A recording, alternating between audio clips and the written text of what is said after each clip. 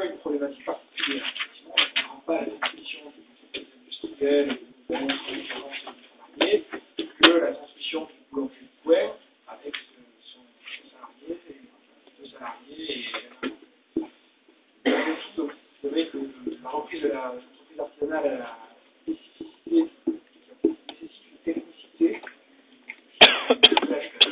C'est vrai que dans une entreprise aujourd'hui, si on se met à la tête d'une entreprise de 20-30 salariés, n'importe quoi, par exemple dans l'étanchéité, avoir des compétences techniques dans l'étanchéité, ça se demandera aux repreneurs. Qui connaissent un petit peu le secteur, c'est quand même pas mal, qui sachent quand même de quoi ils parlent, ça aidera à asseoir cette légitimité, notamment auprès des salariés. Par contre, on ne lui en demandera pas plus. C'est vrai qu'un boulanger qui reprend le boulanger, chef de Paris de service, ça fait un petit peu plus délicat. D'où le fait, voilà, dans la reprise de l'artisanat, il y aura cette nécessité technique un petit peu plus présente que dans d'autres métiers. Par rapport à des exigences aujourd'hui de mise aux normes, je prends l'exemple de gens qui sont peut-être garagistes et qui ont un garage de quartier à dépolluer avant de le faire évoluer, etc. Est-ce qu'on peut aussi être tenté de céder son entreprise parce qu'on atteint un âge où on n'a pas envie de faire ces investissements-là, et donc à ce moment-là, il peut y avoir un potentiel de repreneurs qui dit moi cette activité m'intéresse et je vais faire ce qu'il faut pour remettre tout ça aux normes, pour m'adapter au bonheur de l'environnement, à la traçabilité, enfin tout ce dont on parle en ce moment. Le potentiel y est, même principe, hein, les chiffres, ils reprennent à peu près. La pyramidage, que ce soit chez les artisans industriels ou artisans commerçants, c'est à peu près la même. Au niveau, les artisans de Bouches-du-Rhône, c'est le département. Il y a à peu près 32 000 artisans. Là-dessus, il y en a un gros tiers qui ont 50 ans. Donc, il y a à peu près 10 000 entreprises qui, en absolu, dans les 10 ans, seraient à transmettre. Là aussi, gros bémol, hein, ce qui a été dit, tout ce qui n'est pas transmissible. Si le boulanger du coin ne peut pas être transmissible, de toute façon, il travaille seul, par le matos qui va transmettre, je ne suis pas sûr qu'il y ait vraiment autre chose.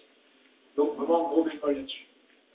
Juste pareil, au niveau des repreneurs, même principe, on a un panel de repreneurs bien plus important en réalité que les entreprises qui reprennent.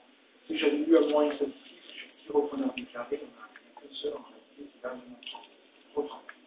La motivation est très importante. Pareil, donc là, sur la motivation de la session, la retraite reste l'élément principal. Provoqué par l'âge, une pré-retraite avec la lassitude, ou effectivement, comme vous citiez, des changements de normes qui entraînent une lassitude. On a l'exemple typique des garagistes qui ont des pompes services, où en fait, il y a une grosse modification de la législation qui empêche en 2013 de faire tous les changements de vue. Vous savez que ça nécessite des cédants qui pensent faire ces travaux à rendre effectivement l'utilisation. Par contre, ça voudra dire que beaucoup de repreneurs doivent faire attention à cette question-là. C'est le gros souci que j'ai moi, avec les repreneurs, parce que si je vends des petites entreprises, j'ai aussi des repreneurs un peu moins aguerris que ce qui se fait dans une grosse. C'est vrai que voilà, il faut faire très attention. Le prix annoncé des petites parties de la négociation, il faut tout regarder, les contrats de travail, les normes, les locaux, etc. Sans oublier, comme on l'a dit, le côté psychologique. C'est très important. Souvent, pour avoir assisté à quelques négociations précédemment à un repreneur, notamment avec par les gardes des banquiers, c'est que des fois, les discussions vont perdre toute logique. Moi, la logique est très particulière, comptable que je peux avoir de la transmission, juridique que je peux avoir d'un expert comptable, des fois, on arrive à des. Un bon point pour M. Petit à remarquer que.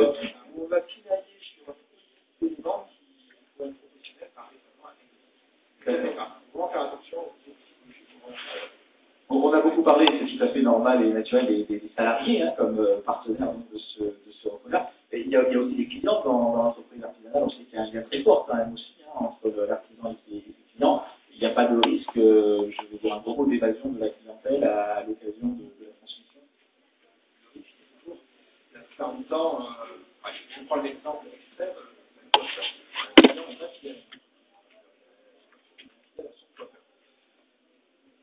après, alors même s'il y aura toujours une innovation, obligatoirement, alors plus ou moins importante, plus l'entreprise est grande, plus a priori il y a la relation client et contractualité, donc moins l'évasion devrait être grande.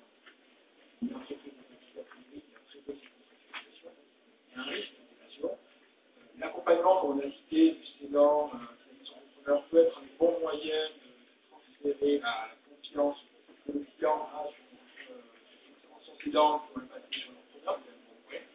pas que l'accompagnement dure trop longtemps, que l'accompagnement soit un accompagnement à la transition et pas un frais,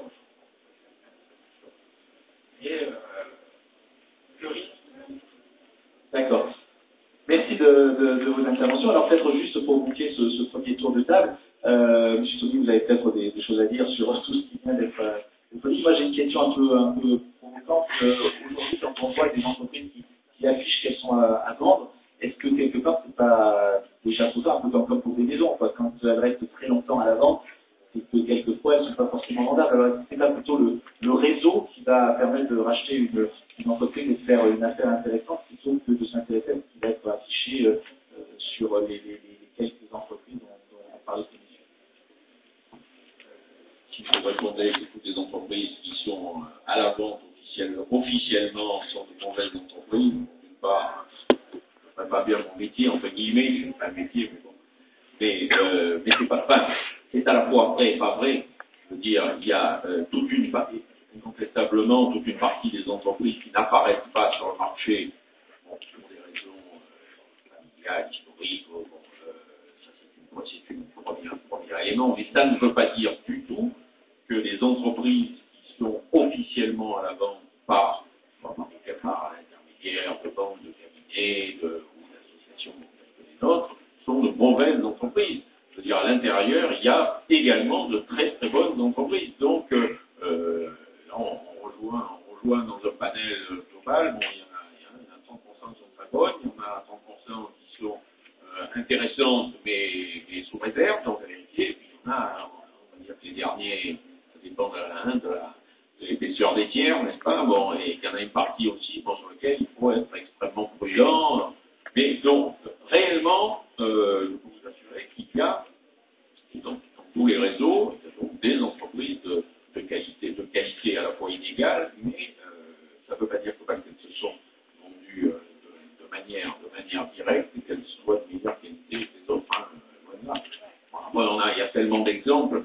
Enfin, on parlait également des repreneurs et de la difficulté aussi d'amener à la fin, donc, à la conclusion donc, de l'opération.